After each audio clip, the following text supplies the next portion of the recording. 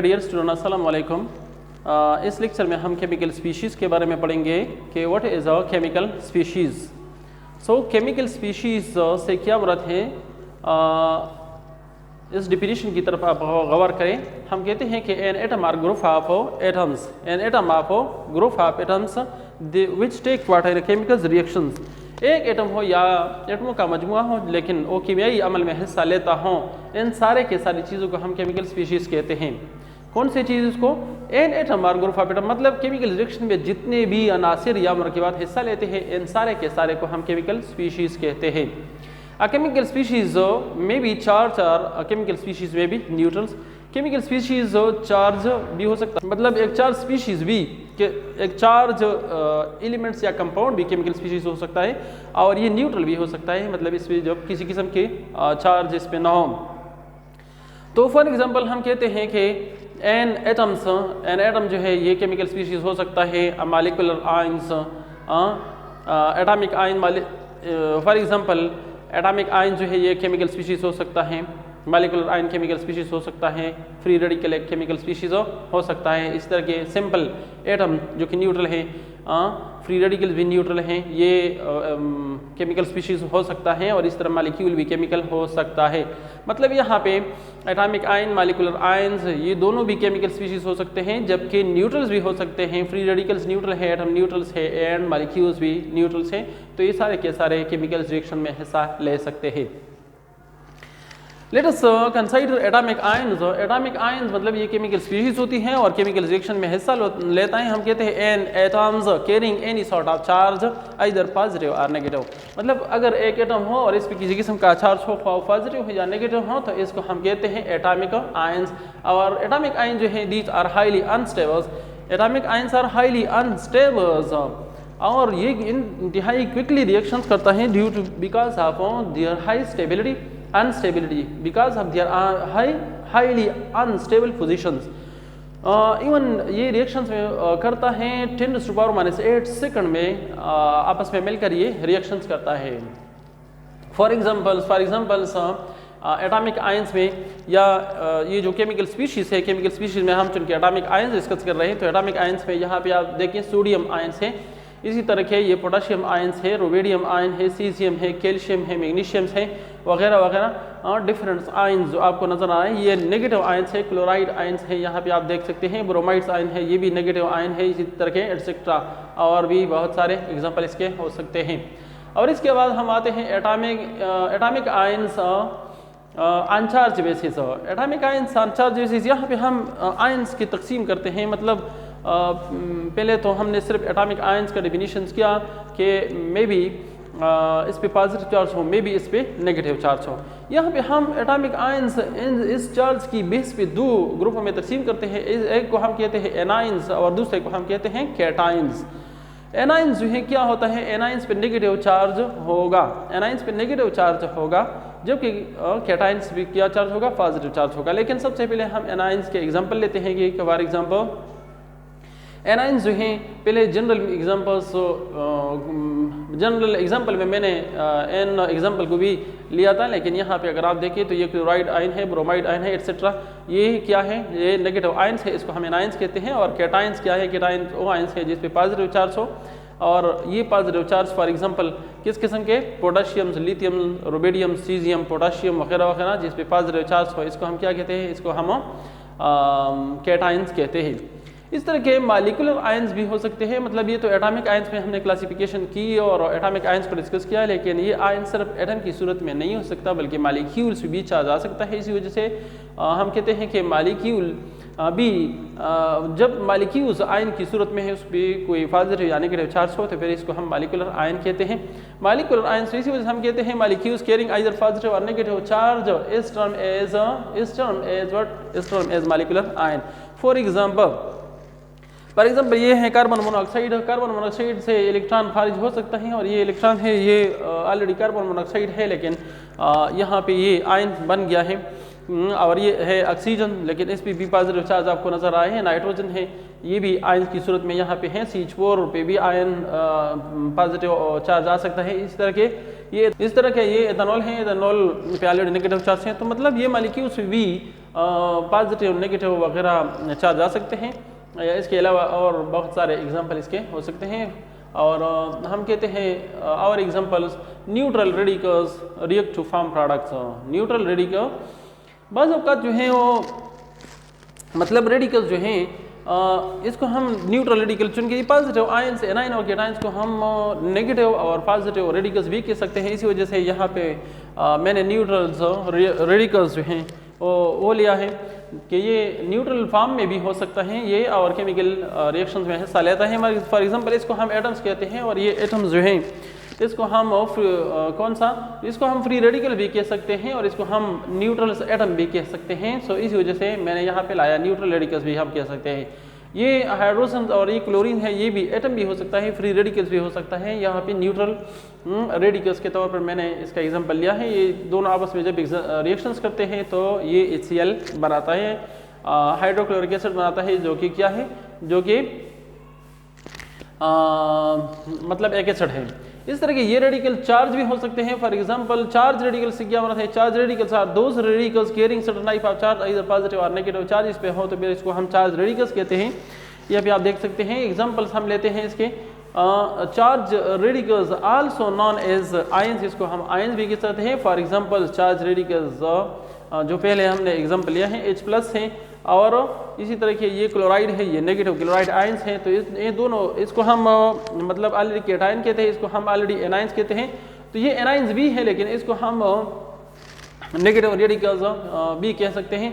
तो ये आपस में रिएक्शंस करते हैं, और इस तरह ये भी HCl बनाता है। मतलब यहाँ पे न्यूट्रल रेडिकल्स भी आपस में रिएक्शंस करके HCl बना सकता है, और यहाँ पे हम कहते हैं कि ये नेगेटिव और पॉजिटिव आयंस या फिर हम कहते हैं कि चार्ज रेडिकल्स भी आपस में रिएक्शंस करके वो बना सकता है। क्या बना सकता है, एक कंपाउंड बना सकता है। अब हम आते हैं फ्री रेडिकल्स की तरफ। फ्री रेडिकल्स शॉर्टली मैंने रेडिकल्स में ये पॉइंट डिस्कस किया। फ्री रेडिकल्स को हम कहते भी इसी वजह से हैं कि इस पे किसी किस्म का चार्ज नहीं होता, मतलब ये फ्री होता है, चार्ज से फ्री होता है, इसी वजह से इसको हम फ्री रेडिकल्स कहते हैं। So an atom or molecules that has at least one unpaired electron, one unpaired electron but no charge. जब इस पे एक इलेक्ट्रॉन हो तो जाहिर बात है इस पे चार्ज नहीं आ सकता, क्योंकि वो इलेक्ट्रॉन उसका अपना होगा। Because of the number of valence electrons matches the number of protons in the nucleus. इसका क्या मतलब है, इसका मतलब ये है कि मतलब ये इलेक्ट्रॉन उसी ही का है जिस तरह के एटॉमिक सूरत में था पहले, जिस तरह की मैचिंग करता था, अब भी इसी तरह की वो मैचिंग कर रहे हैं। फॉर एग्जांपल क्या है, फॉर एग्जांपल यहाँ पे अगर हम देखें तो यहाँ पे ये हाइड्रोजन है और ये ऑक्सीजन है। ऑक्सीजन के बैरूनी शेल में 6 इलेक्ट्रॉन है, और एक्टिव रूल के मुताबिक उसे 2 इलेक्ट्रॉन चाहिए। अब उसने एक इलेक्ट्रॉन जो है हाइड्रोजन के साथ शराकत करके उसके साथ तो कोवेलेंट बॉन्ड बनाए हैं, लेकिन एक इलेक्ट्रॉन उसके साथ अभी भी है, जिसको हम HO आयंस कहते हैं।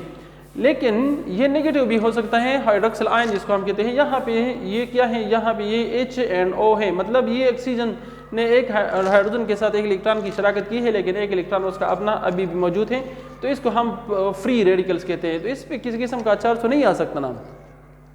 इसी तरह के ये अगर क्लोरीन्स हैं तो क्लोरीन एटम है, यहाँ पे क्लोरीन एटम भी इसी पोजीशन में होता है, मतलब इसके साथ बैरूनी शेल में क्या है, कितने इलेक्ट्रॉन्स हैं, इसके साथ 7 इलेक्ट्रॉन हैं, एक इलेक्ट्रॉन जो है वो अनफेयर्ड है। सो ये यहाँ पे अनफेयर्ड, वैसे जो हम सिंगल इलेक्ट्रॉन यहाँ पे कहते हैं कि अनफेयर्ड इलेक्ट्रॉन रिप्रेजेंट करता है, मतलब सिंगल इलेक्ट्रॉन इसके साथ होता है लेकिन चार्ज इस पे नहीं होता। तो इसी वजह से कि ये जो पेयर वाले इलेक्ट्रॉन है वो हम यहाँ इधर नहीं शो कर रहे हैं, बल्कि सिर्फ जो सिंगल इलेक्ट्रॉन उसके साथ होता है। मिसाल के तौर पर ये क्लोरीन है, इसके साथ बैरूनी शेल में 7 इलेक्ट्रॉन है। बैरूनी शेल में 7 इलेक्ट्रॉन है तो 6 इलेक्ट्रॉन के तो जोड़े हो गए, 3 जोड़े उसके बन गए, लेकिन ये एक इलेक्ट्रॉन जो है अकेला रह गया, इसलिए इसको हम अनफेयर इलेक्ट्रॉन कहते हैं। इस तरह अगर ये हैं methyl radicals, methyl free radical इसको हम कहते हैं। कार्बन जो है उसकी बैरूनी शेल में 4 इलेक्ट्रॉन हैं, तो according in order to obey the active rule, तो एक्टिव रूल के मुताबिक अब उसे और 4 इलेक्ट्रॉन चाहिए। तो ये कार्बन जो है ये 3 हाइड्रोजन के साथ चूंकि 1 इलेक्ट्रॉन है, वो 3 हाइड्रोजन जो है कार्बन के साथ एक इलेक्ट्रॉन शेयर करके मतलब ये CH3 बनाता है। अब एक इस कार्बन के साथ ये इलेक्ट्रॉन जो है ये कार्बन का है, हाइड्रोजन का नहीं है, CH3 मतलब 3 हाइड्रोजन जो है वो तो 3 हाइड्रोजन ने 3 इलेक्ट्रॉन, यहाँ पे एक इलेक्ट्रॉन, यहाँ पे एक इलेक्ट्रॉन, यहाँ पे एक इलेक्ट्रॉन, यहाँ एक हाइड्रोजन, यहाँ एक हाइड्रोजन, यहाँ एक हाइड्रोजन, यहाँ पे एक इलेक्ट्रॉन इस कार्बन के साथ बाकी रहता है। अभी ये फ्री है, अभी ये फ्री है, मतलब कोई और आ सकता है इधर इसके साथ केमिकल रिएक्शंस करके इसको स्टेबल बना सकता है अपने आप को, और इसको भी स्टेबल बना सकता है। तो इसको इसी वजह से हम फ्री रेडिकल्स कहते हैं कि उनके साथ एक फ्री क्या होता है कि उनके साथ मतलब फ्री से चार्ज से फ्री होता है, एक बात ये, और दूसरी बात ये कि उसके साथ अनफेयर्ड इलेक्ट्रॉन होता है, फ्री होता है, मतलब फॉर बॉन्ड फॉर्मेशन जो है वो फ्री होता है, बॉन्ड बना सकता है। तो इसको हम कहते हैं फ्री रेडिकल्स। इस एग्जांपल को अगर आप देखें तो इसमें ये न्यूक्लियस है और यहाँ पे इसके साथ 2 इलेक्ट्रॉन इस शेल में है और दूसरी शेल में इसके साथ कितने इलेक्ट्रॉन हैं, इसके साथ मतलब 7 इलेक्ट्रॉन्स हैं। तो 7 और 2 इससे 9 बनता है, और 9 जो है वो एटॉमिक नंबर है किस चीज़ का, और 9 एटॉमिक नंबर है क्लोरीन का। अब अगर आप देखें तो इधर ये सिंगल इलेक्ट्रॉन उसके साथ है, तो इसका अपना इलेक्ट्रॉन है, मतलब किसी और का तो नहीं है ना। ये इसको हमने यहाँ पे लिखा है, अगर आपको नजर आ रहा है, अनफेयर इलेक्ट्रॉन, मतलब ये अनफेयर इलेक्ट्रॉन है, जो कि डिफिनीशन में मैंने लिखा है कि अगर उसके साथ अनफेयर इलेक्ट्रॉन्स हो बट नो चार्ज हो, तो ये जो उसका अपना इलेक्ट्रॉन है, तो इसी वजह से इस पे चार्ज तो नहीं आ सकता ना। जब उसका अपना इलेक्ट्रॉन हो तो चार्ज किधर से आएगा। यहाँ पे अगर आप देखें तो यहाँ पे ये 2 इलेक्ट्रॉन, यहाँ 2, यहाँ पे 2, यहाँ पे 2 इलेक्ट्रॉन है। तो ये न्यूक्लियाई जो है एक्टिव रूल फॉलो कर रहा है, इसके साथ बैरूनी शेल में सारे के सारे पेयर बराबर हैं, क्योंकि एक्टिव रूल के मुताबिक जो है फर्स्ट शेल के अलावा कोई भी शेल हो इसमें 8 इलेक्ट्रॉन का होना ज़रूरी है। सो यहाँ पे 8 इलेक्ट्रॉन हो गए हैं, दूसरा शेल है, इसी वजह से 8 इलेक्ट्रॉन पूरे हैं, इसी वजह से इसको हम स्टेबल न्यूक्लियाई कहते हैं। ये स्टेबल न्यूक्लियाई किसका है, इसको हम नियान कहते हैं, नियान, जो कि नोबल गैसेस के ग्रुप में शामिल है और वो स्टेबल न्यूक्लियाई है। और ये अगर अनस्टेबल है और केमिकल रिएक्शन में ये हिस्सा लेता है तो क्यों लेता है, इसी वजह से उसके साथ सिंगल इलेक्ट्रॉन है, हाईली रिएक्टिव है, हाईली एनर्जेटिक है। यहाँ पे अगर आप देखें तो यहाँ पे ये वो CH3 वाला, और जो CH3 का एग्जाम्पल मैंने लिया था, CH3 मिथाइल फ्री रेडिकल्स, तो ये वो मिथाइल फ्री रेडिकल्स हैं जो कार्बन है और कार्बन के साथ जो है 3 हाइड्रोजन अटैच हुए हैं।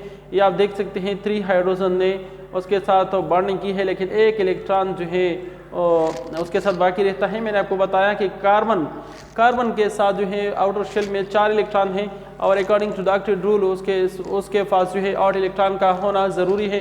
तो इसी वजह से कार्बन जो है वो अब क्या करेगा, कार्बन जो है इन 4 इलेक्ट्रॉनों को शराकत करके बैरूनी शेल में 8 इलेक्ट्रॉन पूरे करेंगे। यहाँ पे अगर आप देखें तो यहाँ पे हाइड्रोजन के साथ शराकत की है, यहाँ पे की है, यहाँ पे भी की है, तो 3 दोनों 6 बनते हैं और ये अगर एक है तो ये 7 बन गए। अब जो है यहाँ अगर ये कार्बन किसी और के साथ ये शराकत करे तो फिर उसके साथ कितने हो जाएंगे, उसके साथ तो बैरूनी शेल में 8 इलेक्ट्रॉन हो जाएंगे। ये ऑक्टेट रूल्स को फॉलो करेगा और इस तरह की फिर ये स्टेबल एंटिटी बन जाएगा, लेकिन अभी ये स्टेबल नहीं है, हाईली रिएक्टिव है। क्यों हाईली रिएक्टिव है, क्योंकि ऑक्टेट रूल फॉलो नहीं कर रहा है। यहाँ पे मैंने आपको हाइब्रिडाइज सूरत में दिखाया है CH3 वाला फ्री रेडिकल्स, और यहाँ पे वो किया है बॉन्डिंग अब बने हैं।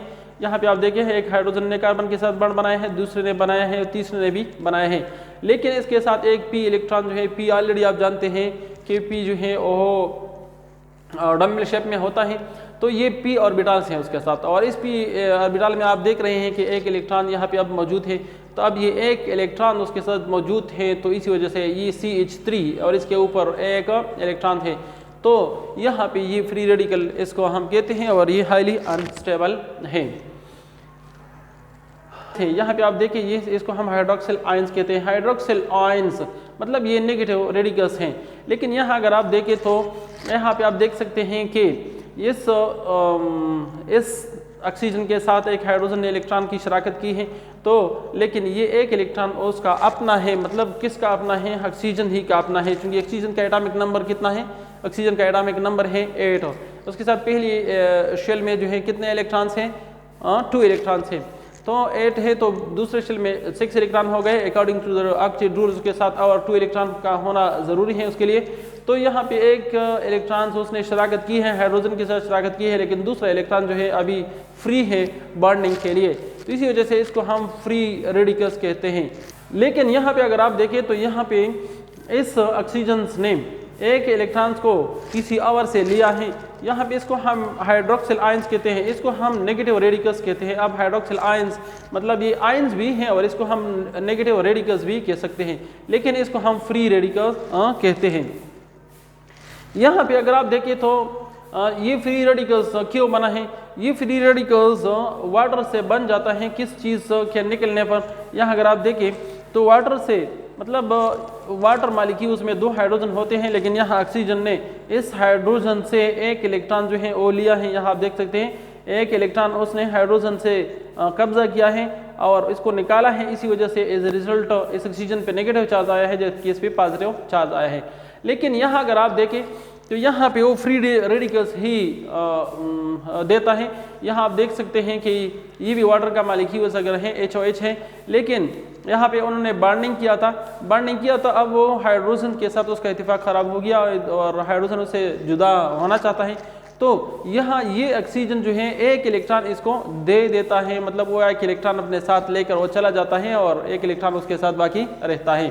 तो इसी वजह से हम कहते हैं कि यहाँ पे मतलब ऑक्सीजन ने कोई ज़्यादती नहीं की है, हाइड्रोजन को अपना इलेक्ट्रॉन वापस किया है और अपने साथ छोड़ा है।